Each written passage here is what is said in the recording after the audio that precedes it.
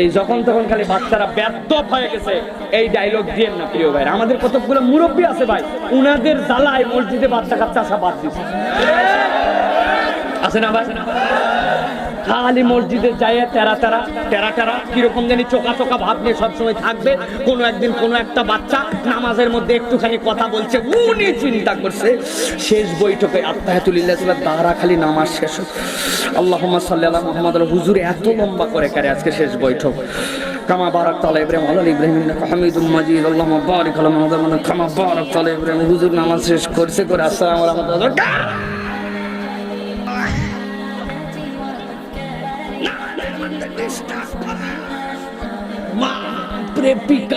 আছে কিনা, উনার পিকআপের ঠেলায় ওই বাচ্চাও নামাজ ছাড়ছে, ওর বাপও বাদ দিছে।